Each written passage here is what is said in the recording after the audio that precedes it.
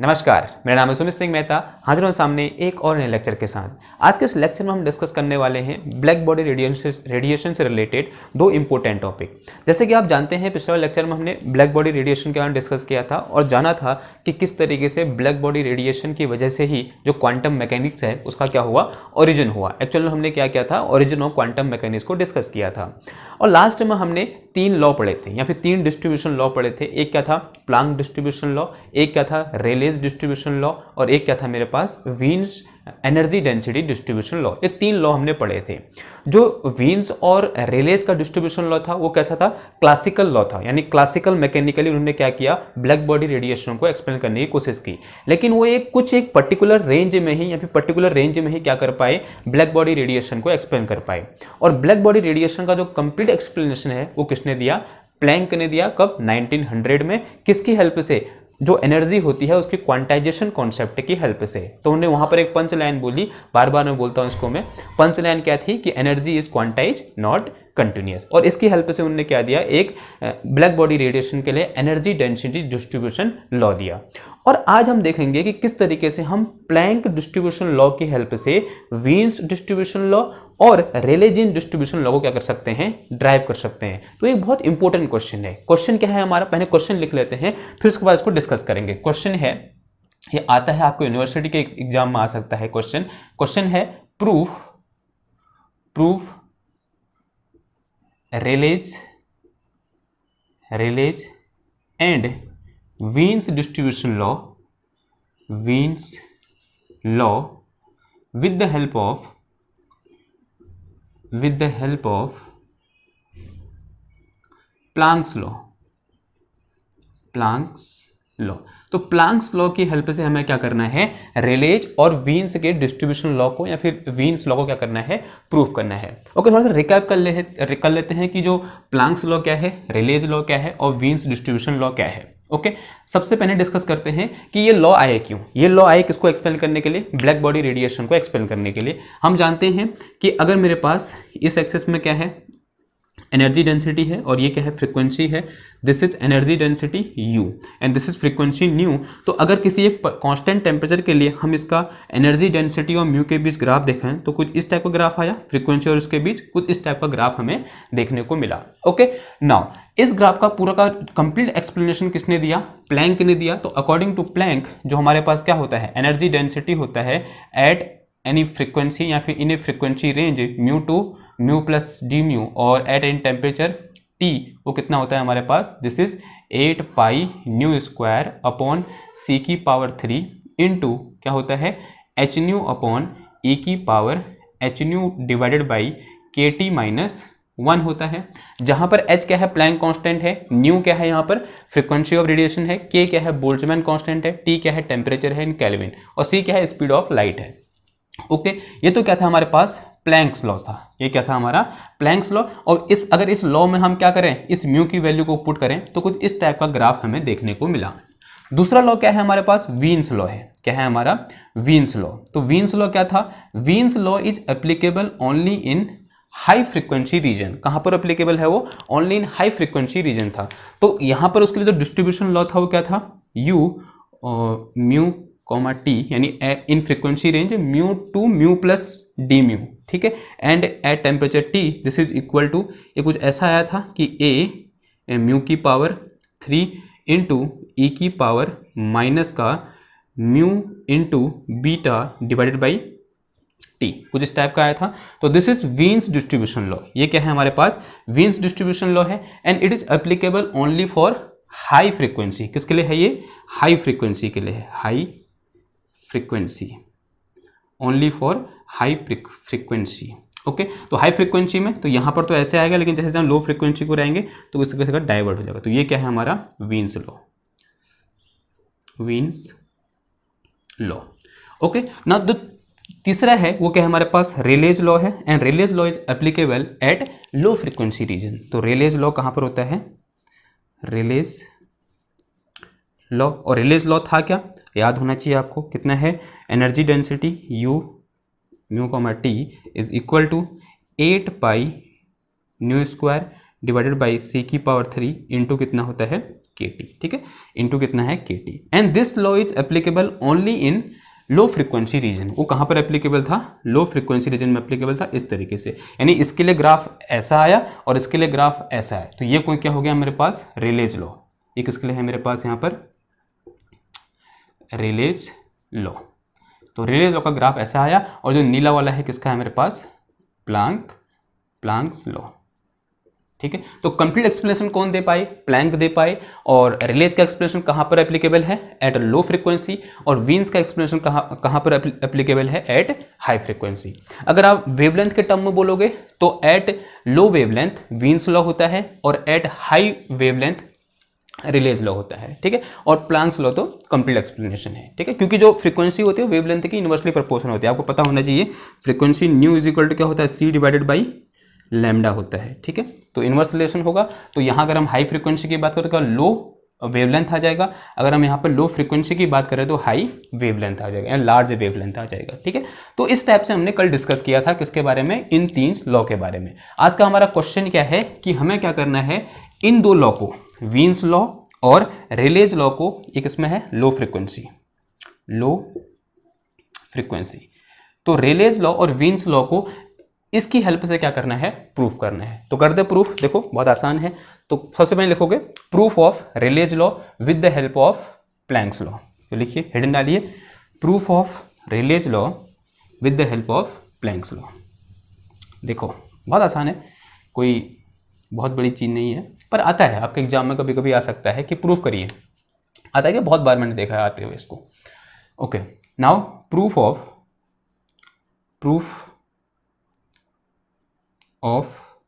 या बोल सकते हैं, सीधे लिखो, रेलेज लॉ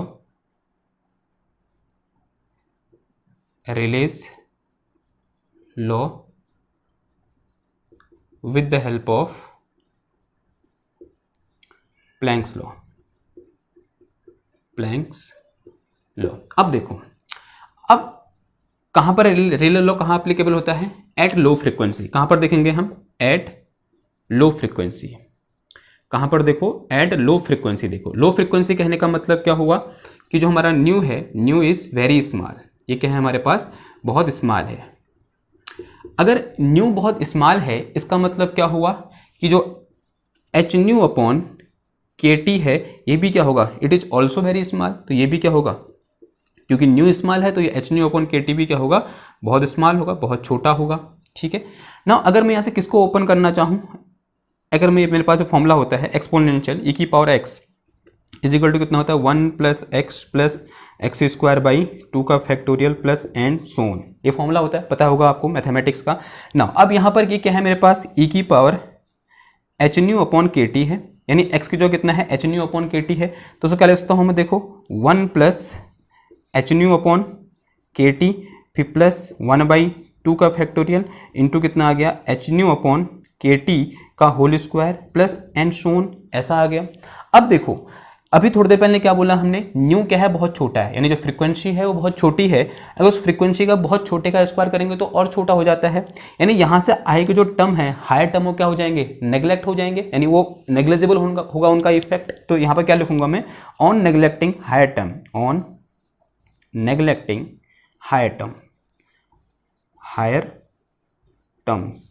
जो हायर टर्म्स हैं उनको क्या कर दो? नेग्लेक्ट कर दो। तो मेरे पास यहाँ पर ई की power H nu upon K T is equal to कितना आ गया? 1 plus H nu upon K T, सिर्फ इतना आया। तो अब एक काम करो, इसको यहाँ से उठा कहाँ पुट कर दो? इस इक्वेशन में पुट कर दो, यानी नाउ प्लैंक्स लॉ बिकम, इसके नीचे क्या लिखोगे आप? Now Planck's law become, now Planck's law become, Planck's law क्या बन जाएगा? देखो energy density U, this is equal to, ये तो ऐसे ही रहा, 8 pi nu square divided by C की power 3 into H nu upon कितना आ गया? देखो इसको जो क्या पुट कर सकते हो? ये वैल्यू पुट कर सकते हो, यानी कितना है ये? 1 plus H nu upon K T minus 1। देखो इससे ये कैंसिल हो जाएगा और इस न्यू से, ओके चलो एक लाइन और बढ़ा देते हैं, कितना आ जाएगा ये? Energy density is equal to 8 pi nu square divided by C की power 3 into H nu upon कितना आ गया? ये H nu into K T आ जाएगा, ये एच न्यू से एच न्यू कैंसिल, तो energy density U nu comma T is equal to 8 pi nu square upon C की पावर 3 इंटू कितना आ गया, ये के टी आ गया। ओके और यही क्या है, अगर आपने थोड़ी देर पहले देखा होगा, यही चीज क्या है, this is Rayleigh distribution law, Rayleigh energy density distribution law. तो ये क्या है, दिस इज रेलेज लॉ, यही क्या है हमारा, रेलेज एनर्जी डेंसिटी डिस्ट्रीब्यूशन लॉ है, हेंस प्रूफ। ये क्या हो गया, हमारा प्रूफ हो गया। क्लियर हुई बात। तो इस तरीके से क्या कर देंगे हम, प्लैंक्स लॉ की हेल्प से रेलेज लॉ क्या कर देंगे, प्रूफ कर देंगे। अब ठीक है, ये नोट कर लो, इसको नोट कर लो। फिर किसकी बात करते हैं, वीन्स लॉ की बात करते हैं। ओके नोट हो गया, आपके पास तो ऑप्शन है, पॉज कर लो, नोट हो जाएगा। तो इसे मिटा देता हूं कि मैं रेलेज के जो क्या लिख देता हूं, वीन्स लिख देता हूं। Now Wien's law with the help of Planck's law, इसे मिटा दो नीचे वाला। ओके ठीक।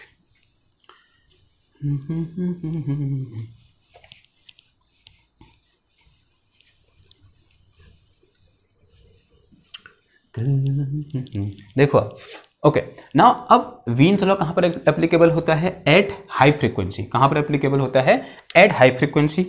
अब ये कहां पर देखेंगे हम, एट हाई फ्रीक्वेंसी पर देखो, कहां पर देखो, एट हाई फ्रीक्वेंसी।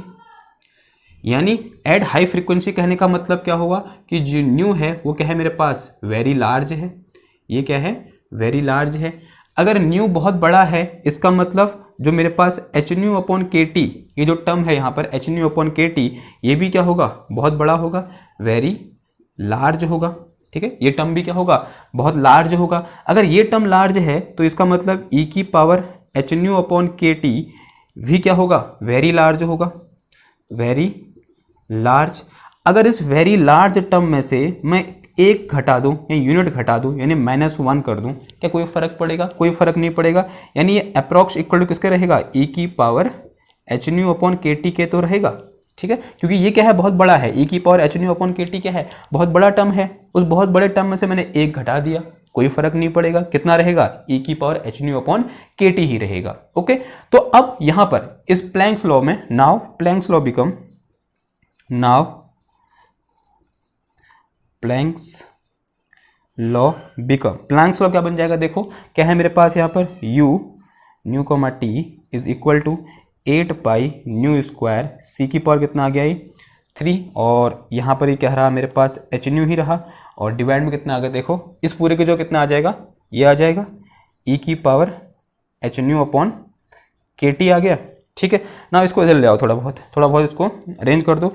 ये एच न्यू इधर आ गया, तो U nu comma T is equal to 8 pi H nu की पावर 3 अपॉन कितना है, सी की पावर 3, और ये ई की पावर कितना आ गया, देखो minus H nu upon K T आ गया, माइनस कितना आ गया, H nu upon K T. ये पूरा का पूरा टर्म क्या है, कांस्टेंट है, तो यहाँ से u इज इक्वल टू कितना आ गया, H nu upon K T is equal to A nu की पावर 3 ई की पावर माइनस का H nu upon K T, कितना आ गया, H nu upon K T.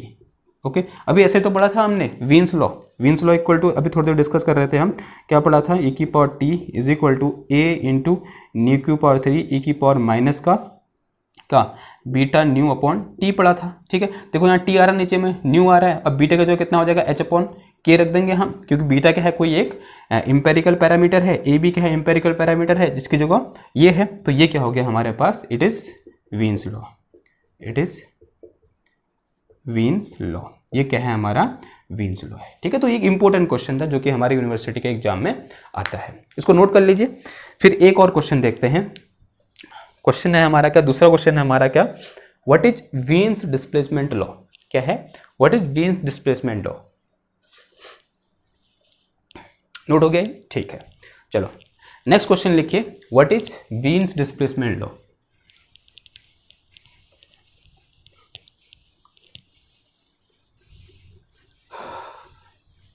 What is Wien's displacement, किसी को याद है, पता है, किसने पढ़ा है ब्लैक बॉडी रेडिएशन इससे पहले।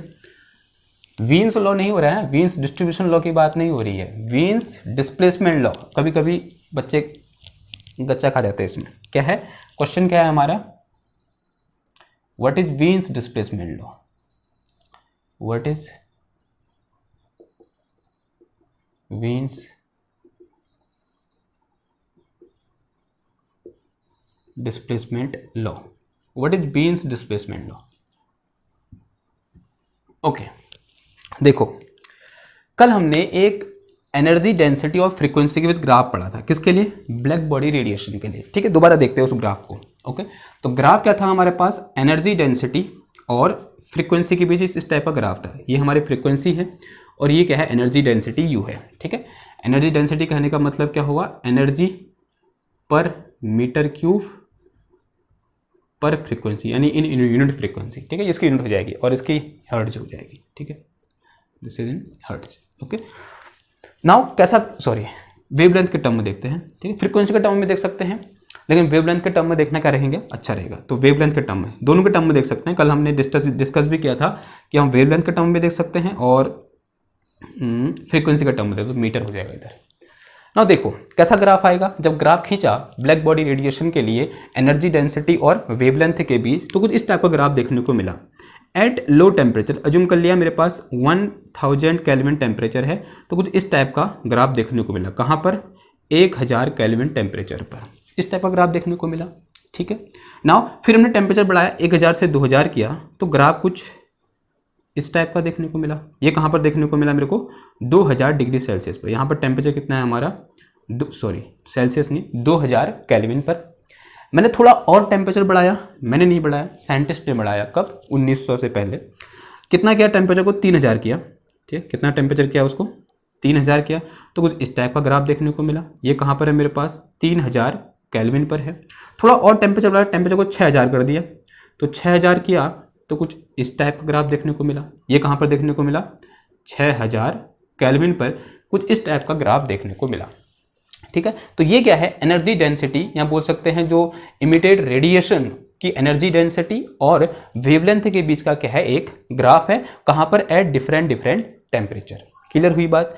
नाउ अगर मैं किसी एक कांस्टेंट टेम्परेचर के लिए देखूं, किसके लिए देखूं, फॉर ए कांस्टेंट टेम्परेचर। पहले देखते हैं कि ग्राफ बताना क्या चाह रहा है। देखो, for any constant temperature, any constant temperature from graph, कहाँ से, from graph we can see that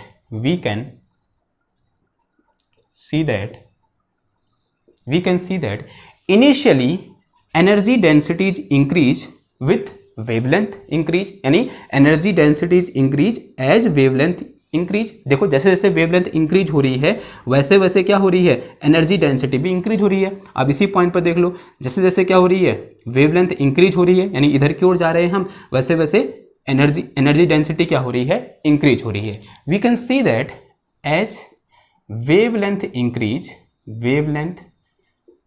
increase को मैं ऐसे दिखाता हूं, ठीक है, ऊपर की ओर arrow, as wavelength increase energy density is also increase, energy density is also decrease, sorry also increase, also increase and attains its maximum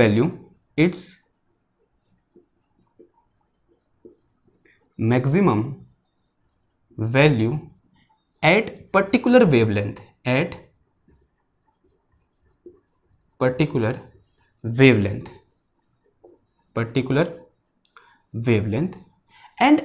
after that wavelength, when we increase wavelength, energy density is decrease, ठीक है। and further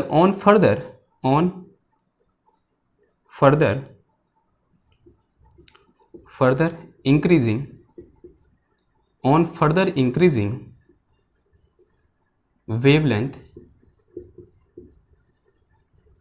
energy density is decrease, energy density is decrease, ठीक है।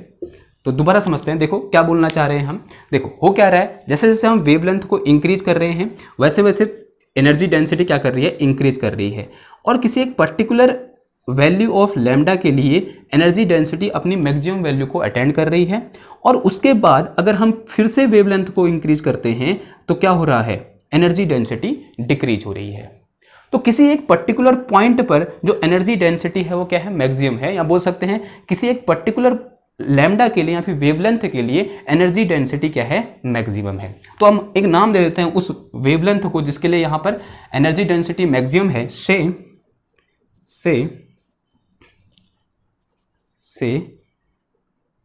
This wavelength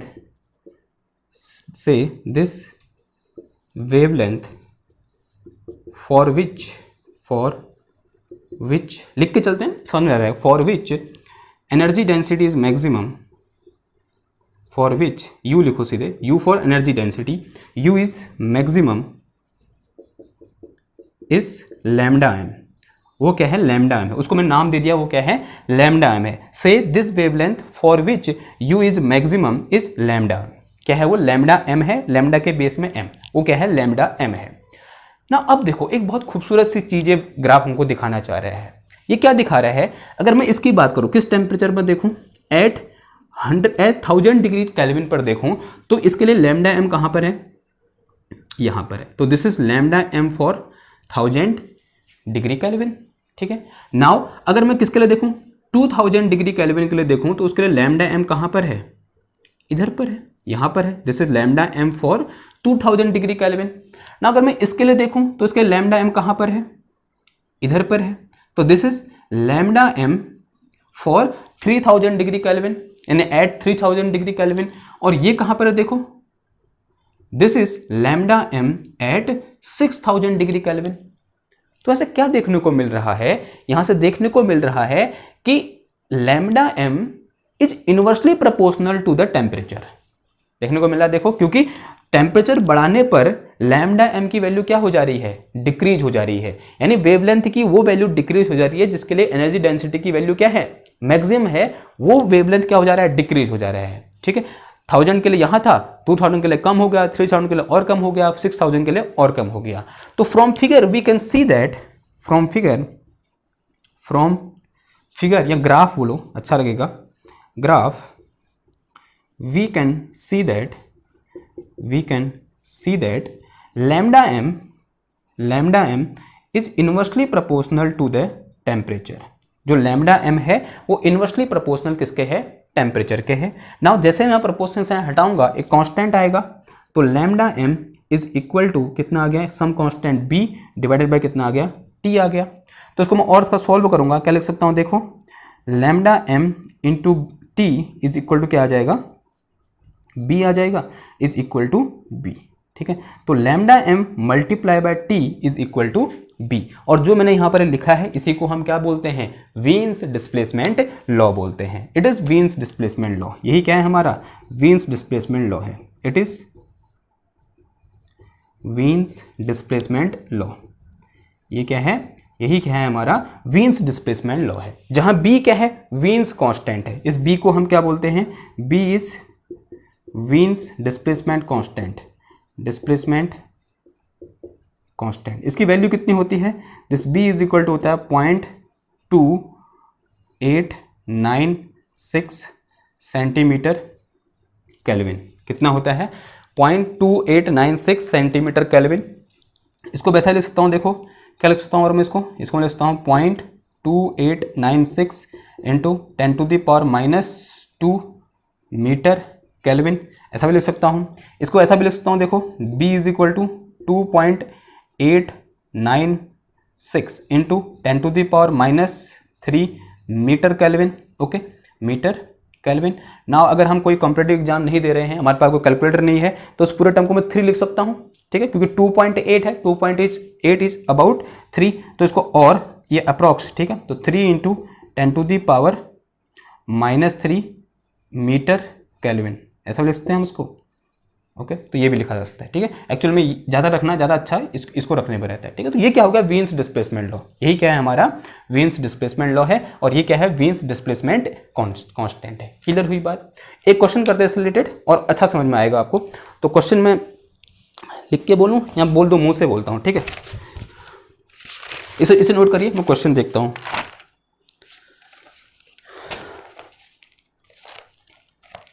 okay, ये हो गया note, ये note कर लो इसको, ये क्या है, वीन्स लॉ है, ठीक है।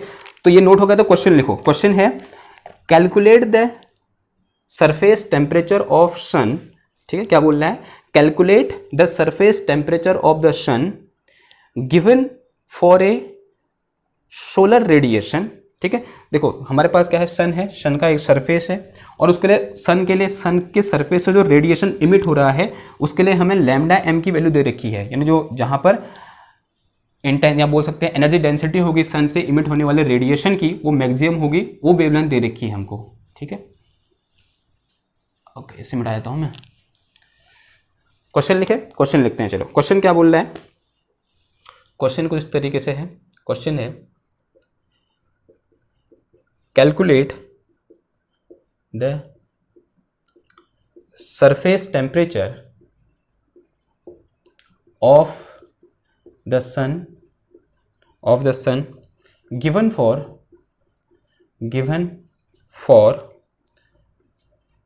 solar radiation, यानी सोलर रेडिएशन यानी सन से इमिट होने वाला radiation, given for solar radiation, जो लैम्डा एम है उसके लिए वो कितना दे रखा है हमको, 473 एंगस्ट्रॉन्ग दे रखा है, और जो बी दे रखा है वो कितना दे रखा है, 2.898 इंटू 10⁻³ मीटर केल्विन, ये दे रखा है, ठीक है। वो 6 लिखा था, हाँ थोड़ा आगे बढ़ गए। ओके, ये दे रखा है, हमको क्या निकालना है, उसका टेम्परेचर निकालना है, सन का टेम्परेचर कितना होगा, उसके सरफेस का टेम्परेचर कितना होगा, ये निकालना है। और ये दे रखा है हमको, अगर मैं ग्राफ बनाना चाहूँ अप्रॉक्स, अगर सन से इमिट होने वाले रेडिएशन के लिए, सन क्या है, एक टाइप की ब्लैक बॉडी है, आपको पता होना चाहिए, और ये क्या है, लैम्डा, तो लैम्डा और उसके पीछे ग्राफ है, तो इस टाइप का ग्राफ आएगा अप्रॉक्स, ठीक है, मैं एग्जैक्ट ग्राफ नहीं बोल रहा हूँ, तो कुछ इस टाइप का ग्राफ आएगा। ये दे रखा है हमको, यानी ये लैम्डा दे रखा है, ये लैम्डा एम दे रखा है हमें, तो ये क्या है, लैम्डा एम, इसकी वैल्यू कितनी दे रखी है, 4753 एंगस्ट्रॉन्ग दे रखी है, ओके। और ये बी दे रखा है, यानी विंस डिस्प्लेसमेंट कांस्टेंट दे रखा है। तो ये टेम्परेचर कितना होगा, इस टेम्परेचर पर रेडिएशन इमिट हो रहा होगा क्योंकि कांस्टेंट होगा टेम्परेचर, तो टेम्परेचर टी इंटू क्या होता है, T into lambda M is equal to B होता है, तो टी इज इक्वल टू कितना आ गया, B divided by lambda M आ जाएगा। तो T is equal to B की वैल्यू कितनी है, 2.898 इंटू 10⁻³ लैम्डा एम बताओ कितना है, ये लिखा हुआ है 4753, इतना क्या एंगस्ट्रॉन्ग। अब इसको मीटर में चेंज करो तो ये कितना है यहाँ पे, मीटर केल्विन, तो T is equal to 2.898 into 10⁻³ metre kelvin divide में कितना आ जाएगा, ये आ गया 4753 इंटू 10⁻10 मीटर, क्योंकि एक angstrom, since we know 1 angstrom is equal to 10⁻10 metre, ये होता है। देखो मीटर से मीटर कैंसिल हो जाएगा, तो यहाँ से T इज इक्वल टू आ गया मेरे पास 2.898 इंटू 10⁻3, ये -7 हो जाएगा ऊपर आगे, सॉरी कितना आ जाएगा, +7, ठीक है, क्योंकि 10 में से 3 गया 7, +7 डिवाइड में कितना आ गया 4753। इसको सॉल्व करोगे, मैं आंसर सीधे लिख दूं, सॉल्व करना बड़ा आसान है, इसको सोरे भाग दे दोगे, ये कितना आ रहा है, ये आ रहा है 9097 केल्विन, कितना आ रहा है 9097 केल्विन। तो this is temperature of surface of sun, तो सन के सरफेस का टेम्परेचर कितना होता है, इतना होता है, ये आप फाइंड कर सकते हो, ठीक, क्लियर हुई बात। ओके, तो ये तो क्या हो गया हमारे पास, उससे रिलेटेड एक क्वेश्चन हो गया, ठीक है। ओके, एक छोटी सी चीज और है यहाँ पर कि आप इसको प्रूव भी कर सकते हो, किसकी हेल्प से, जो हमारे पास प्लैंक्स लॉ था ना, प्लैंक्स लॉ की हेल्प से आप इसको प्रूव भी कर सकते हो। मैं आपको बता देता हूँ कैसे प्रूफ करोगे, और प्रूफ आप खुद करोगे। देखो प्रूफ कैसे करना है, प्रूफ ऑफ, लिखो नेक्स्ट क्वेश्चन लिखो, proof Wien's displacement law with the help of Planck's law. क्या करो, proof Wien's displacement law with the help of Planck's law. Proof Wien's law with the help of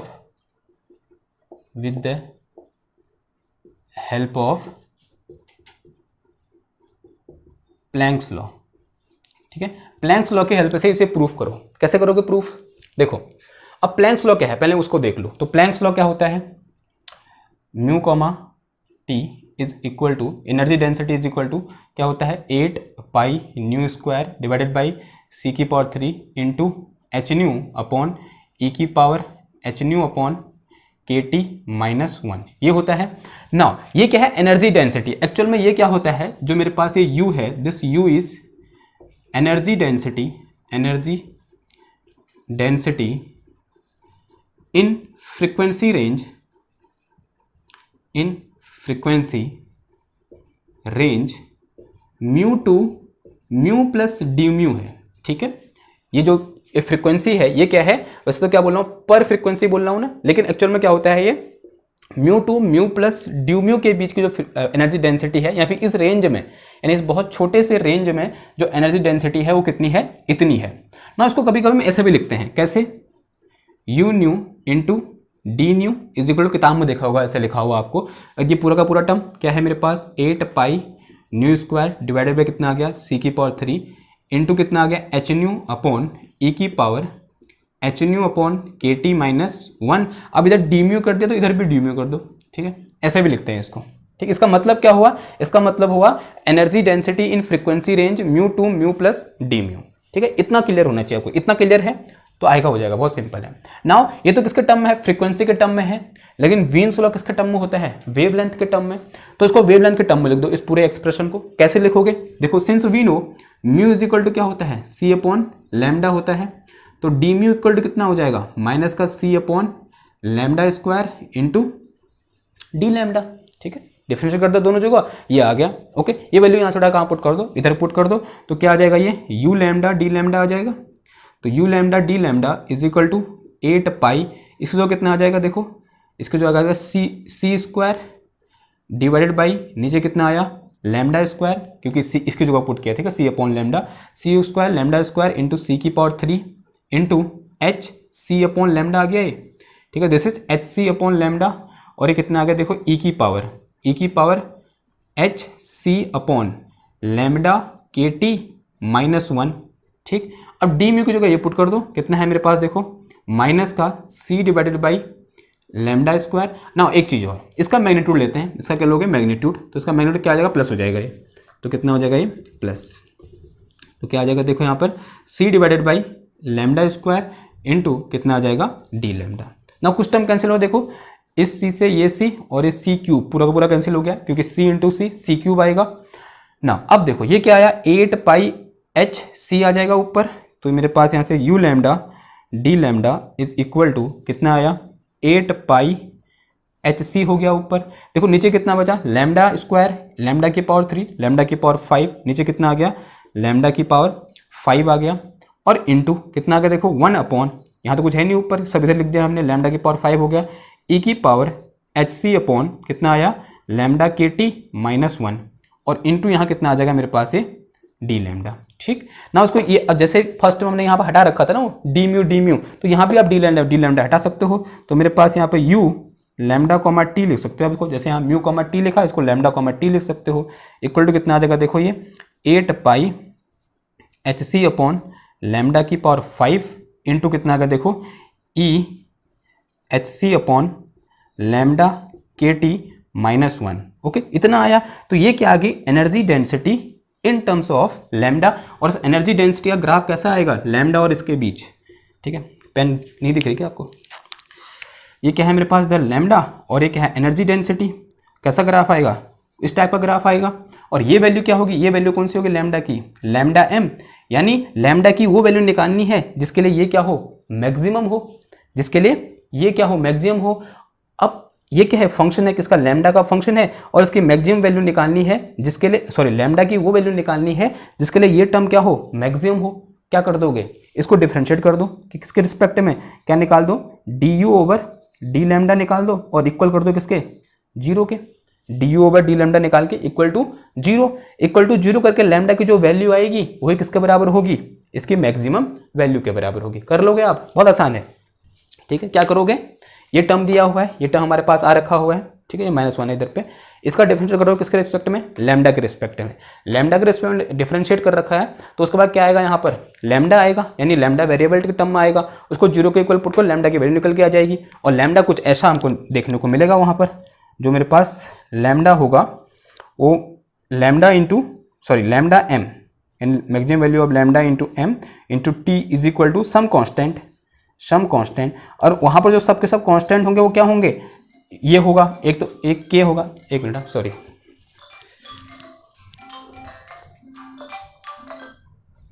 ठीक है। तो यहाँ पर जो लैम्डा और टी होंगे और कांस्टेंट में क्या क्या आ जाएगा, एक तो के आएगा, एच आएगा, सी आएगा, ठीक है, यही कांस्टेंट हो गए, ये 8 पाई आएगा, उनकी वैल्यू पुट करोगे आपका आंसर निकल, आंसर किसका आएगा यहाँ पर, बी के बराबर आएगा, ठीक है, कितना आएगा आंसर, वो बी के बराबर आएगा। क्लियर हुई बात, ठीक, नहीं आएगा तो आप मुझे नीचे पूछिए, कमेंट में पूछिए, मैं आपको जो मेरा नोट्स है उसमें से बता दूंगा कैसा होता है, बस सिंपल है, ज़्यादा कोई लोड लेने की बात तो है नहीं इसमें। क्लियर हुई बात। तो ये क्या होगा, ब्लैक बॉडी रेडिएशन से रिलेटेड कुछ इंपॉर्टेंट क्वेश्चन भी बोल सकते हैं या बोल सकते हैं कॉन्सेप्ट भी बोल सकते हैं आप इसको, ठीक है, या फिर टॉपिक भी बोल सकते हो ब्लैक बॉडी रेडिएशन से रिलेटेड। तो बहुत पढ़ लिया ब्लैक बॉडी रेडिएशन हमने, पिछला 1 घंटे का लेक्चर हो गया था, 40 मिनट का ये हो गया है, लगभग 40 मिनट का। ओके, तो इतना बहुत है, अभी हम क्वांटम मैकेनिक्स का इंट्रोडक्शन में ही हैं अभी। अब नेक्स्ट लेक्चर में हम क्या करेंगे, जैसे कि प्लांक ने क्या बोला ब्लैक बॉडी रेडिएशन को एक्सप्लेन करने के लिए कि energy is not continuous, it is discrete. मैंने कम से कम इसको मैं 25वीं बार बोल रहा हूँ शायद पिछले 2 दिन में, energy is not continuous, it is discrete. और उसने क्या बोला, एनर्जी किसके फॉर्म में चलती है, छोटे छोटे बंडल ऑफ एनर्जी के फॉर्म में। कोई रेडिएशन किसके फॉर्म में चलता है, बंडल ऑफ एनर्जी के फॉर्म में चलता है, या फिर फोटोन के फॉर्म में चलता है, या बोल सकते हैं क्वांटा के फॉर्म में चलता है। हम नेक्स्ट वाले लेक्चर में उसी फोटोन के बारे में डिस्कस करेंगे कि वो फोटोन कैसा होता है, या फिर उसके कैरेक्टरिस्टिक्स के बारे में डिस्कस करेंगे। ठीक है, क्लियर हुई बात। तो आई होप आपको आज का लेक्चर समझ में आया होगा, और अगर आपको अच्छा लगा तो इसको लाइक भी कर दीजिए, शेयर भी करिए, सब्सक्राइब भी करिए चैनल को। ठीक है, अच्छा लगता है, हम यहाँ पर मेहनत करते हैं आपके लिए। तो मिलते हैं आपसे नेक्स्ट क्लास में, थैंक यू, धन्यवाद।